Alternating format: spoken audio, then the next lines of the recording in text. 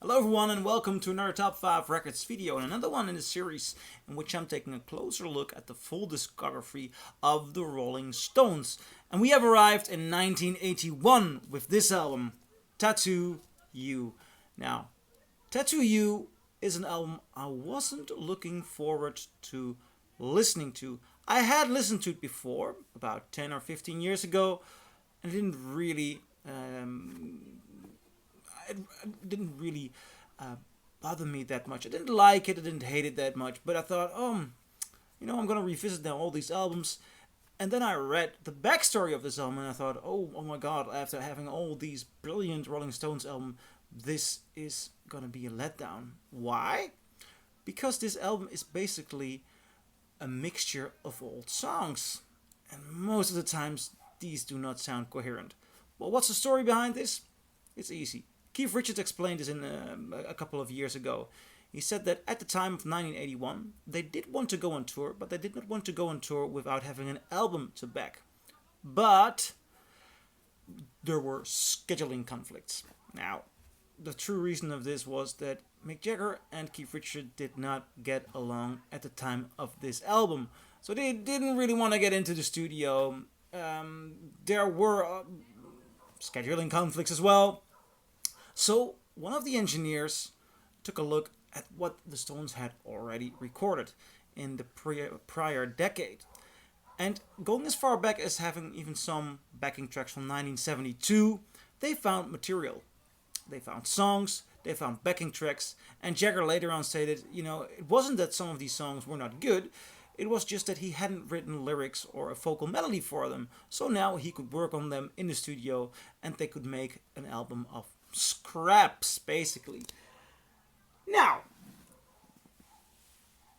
listening to this album, I really was surprised because I thought, Emotional Rescue was much of a leftovers album and it wasn't bad.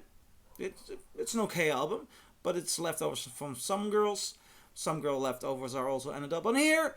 I thought, if there's a line of Some Girls is a brilliant album, then Emotional Rescue, I thought I would experience it like this, but I put it on, and it starts with Start Me Up. And Start Me Up is a great song. I really enjoy Start Me Up. And actually, the album has more good songs. Slave is a good song. Waiting on a Friend, it ends with Waiting on a Friend. Waiting on a Friend's a really good song. I mean, this album at the time of its release had a lot of 5-star reviews. And I'm not in the 5-star era for this album. I mean, I am convinced of its qualities. This is a good album. This is a really good album. And it has shining, beautiful moments. And there are some musical contributions which just beat me how it came to be. For example, Sonny Rollins is on here. I mean, Sonny Rollins is on 3 tracks.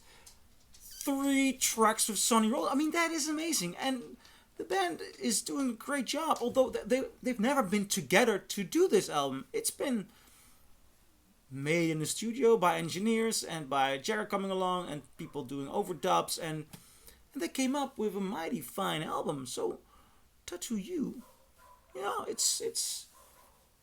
Well, if I would have to give it a rating, I'd give Emotional Rescue 6 out of 10. I think I'd give Some Girls 8 or 9 out of 10. For me, this might be a 7 out of 10. Yeah, but you know what? I will revisit it, and perhaps my love for this album will grow even more. Sorry, there's something happening. Oh, my dog's trying to catch a fly. I was worried if it might be a wasp or a bee, but it's just a fly. Yeah, you don't want your dog to eat wasps. So, sorry. I'm getting back focused to the video. I was actually wrapping up the video. No, this is a good album. Teddy is a good album. So I'm wondering, do you agree? Do you disagree? Leave a comment below and I'll see you in my next video. Bye.